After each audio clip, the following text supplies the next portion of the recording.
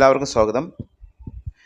ഇന്ന് നമ്മൾ സംസാരിക്കുന്നത് ഇറ്റാലിയൻ നവോത്ഥാന കാലഘട്ടത്തിലെ പ്രശസ്തനും പ്രബലനുമായിരുന്ന ദാന്തെ അലിഗരിയെ പറ്റിയും അദ്ദേഹത്തിൻ്റെ ഡിവൈൻ കോമഡി എന്ന പ്രശസ്തമായ ഗ്രന്ഥത്തിൻ്റെ സവിശേഷതകളെ പറ്റിയുമാണ്.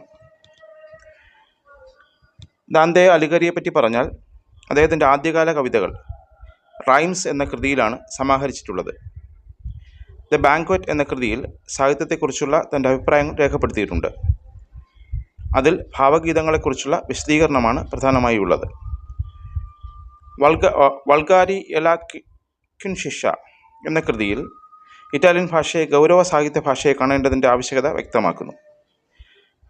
അദ്ദേഹത്തിൻ്റെ അഭിപ്രായത്തിൽ മതവും രാഷ്ട്രീയവും വേറിട്ട് നിൽക്കണം. ശക്തനായ മതനേതാവും ശക്തനായ രാഷ്ട്രീയ നേതാവും രാജ്യത്തിന് ആവശ്യമാണെന്ന് അദ്ദേഹം കരുതി. ഇനി അദ്ദേഹത്തിൻ്റെ ഡിവൈൻ കോമഡി എന്ന പ്രശസ്തമായ ഗ്രന്ഥത്തെപ്പറ്റി സംസാരിക്കുകയാണെങ്കിൽ ആ ഗ്രന്ഥത്തിന് 3 കാണ്ഡങ്ങളാണുള്ളത്. 3 കാണ്ഡങ്ങളായി 100 സർഗങ്ങളായി ഡിവൈൻ കോമഡി രചിച്ചിട്ടുണ്ട്.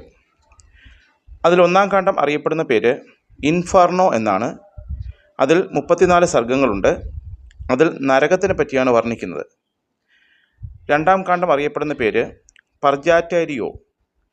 പർഗാറ്റാരിയോ എന്നാണ്. അത് 33 സർഗങ്ങളുണ്ട്. അത് മനസ്സിൻ്റെ ശുദ്ധീകരണ മണ്ഡലമാണ്. 3-ാം കാണ്ഡം അറിയപ്പെടുന്ന പേര് പാരഡൈസോ എന്നാണ്.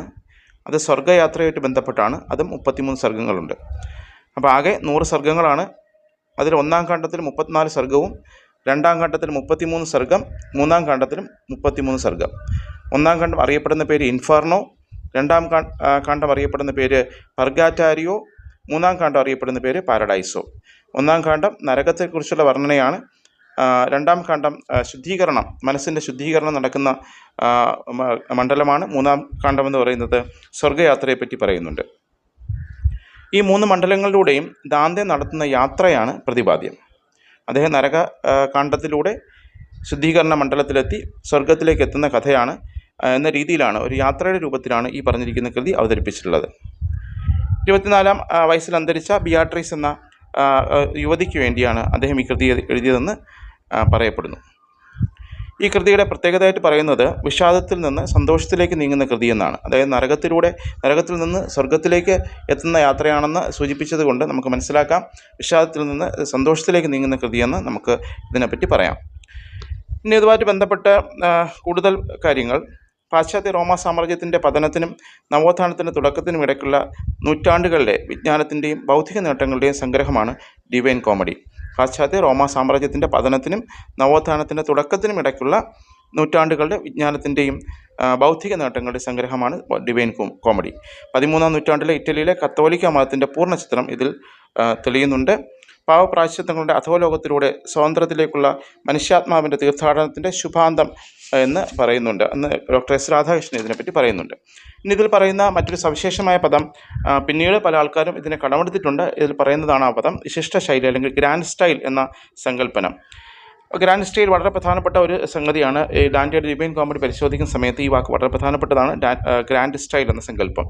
അതിന് അദ്ദേഹം പറയുന്ന കാര്യം എന്ന് വെച്ചാൽ കവിതയുടെ ഭാഷ ഉചിതവും ഉന്നതവും ശ്രേഷ്ഠവുമായിരിക്കണം. അത് സംസ്കാരത്തിൻ്റെ ഭാഷയായിരിക്കണം. കവിതയുടെ ഭാഷ ഉചിതവും ഉന്നതവും ശ്രേഷ്ഠവുമായിരിക്കണം. അത് സംസ്കാരത്തിൻ്റെ ഭാഷയായിരിക്കണം.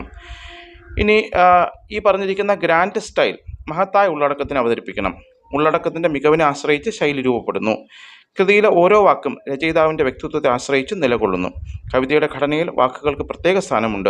വാക്കുകൾ തിരഞ്ഞെടുക്കുന്ന സമയത്ത് സൂക്ഷ്മത പുലർത്തണം. വാക്കുകളുടെ തിരഞ്ഞെടുപ്പ് വിശിഷ്ട ശൈലിയെ രൂപപ്പെടുന്നതിൽ നിർണായക പങ്ക് വഹിക്കുന്നു. അപ്പോൾ ഒരു ഗ്രാൻഡ് സ്റ്റൈൽ എന്നറിയപ്പെടുന്ന സങ്കല്പമുണ്ട്. അതിലെ കവിതയുടെ ഭാഷയെ പറ്റിയാണ് പറയുന്നത്. അത് ഉചിതവും ഉന്നതവും ശ്രേഷ്ഠവുമായിരിക്കണം. ആ വാക്കുകൾ തിരഞ്ഞെടുക്കുന്ന സമയത്ത് ശ്രദ്ധ പുലർത്തണം. വിശിഷ്ട ശൈലി രൂപപ്പെടുത്തുന്ന രീതിയിൽ ശ്രദ്ധ പുലർത്തണം എന്ന് പറയുന്നുണ്ട്. ആ വിശിഷ്ട ശൈലിക്ക് തിരഞ്ഞെടുക്കപ്പെടുന്ന പദങ്ങൾ എവിടെ കിട്ടുമെന്ന് ചോദിച്ചാൽ അത് പ്രാദേശിക ഭാഷയിൽ വിശിഷ്ട ശൈലി രൂപപ്പെടുത്താൻ കഴിയും. അപ്പോൾ അദ്ദേഹത്തിൻ്റെ അതായത് അന്ന് നിലവിലുണ്ടായിരുന്ന ഔദ്യോഗിക ഭാഷ അല്ലെങ്കിൽ വരേണ്യവർഗത്തിൻ്റെ ഭാഷ എന്ന് വെച്ചാൽ ലാറ്റിൻ അല്ലെങ്കിൽ ഗ്രീക്ക് ഭാഷകളാണ്. അപ്പോൾ അതിലുപരിയാക്കി ഇറ്റലി പോലുള്ള പ്രാദേശിക ഭാഷകൾക്ക് പ്രാധാന്യം നൽകണം എങ്കിൽ മാത്രമേ, അല്ലെങ്കിൽ ഇറ്റലി പോലുള്ള പ്രാദേശിക ഭാഷയിൽ കൃതികൾ രചിക്കണം, അതിലുള്ള പദങ്ങൾ തിരഞ്ഞെടുക്കണം എങ്കിൽ മാത്രമേ ഗ്രാൻഡ് സ്റ്റൈൽ ഉണ്ടാവൂ എന്ന് അദ്ദേഹം പറയുന്നു. ഇനി അദ്ദേഹം പറയുന്ന മറ്റു കാര്യങ്ങൾ ബാലിശവും കൃത്രിമവും പരുഷവുമായ വാക്കുകൾ കവി ഉപയോഗിക്കാൻ പാടില്ല. വാക്കുകളുടെ തിരഞ്ഞെടുപ്പ് സ്വാഭാവികമായിരിക്കണം. അവിടെ പാണ്ഡിത്യ പ്രകടനം പാടില്ല. ആ കാര്യങ്ങൾ പിന്നീട് പല തത്വചിന്തകരും ആവർത്തിച്ചതാണ്, ഇതിൽ നിന്ന് അനുകരിച്ചതാണ് പല കാര്യങ്ങളും. ആവശ്യമെങ്കിൽ മാത്രം അലങ്കരിക്കപ്പെട്ട വാക്കുകൾ ഉപയോഗിക്കണം. അപ്പോൾ കവിതയിൽ അലങ്കാരം ഉപയോഗിക്കുന്ന സമയത്ത് ആവശ്യമെങ്കിൽ മാത്രം അത് ചെയ്യണം. അതുപോലെ തന്നെ പാണ്ഡിത്യ പ്രകടനത്തിന് ഉതകുന്ന വാക്കുകൾ അവിടെ പറയാൻ പാടില്ല. സ്വാഭാവികമായ പ്രാദേശിക ഭാഷകൾ തന്നെ അവിടെ ഉപയോഗിക്കണം.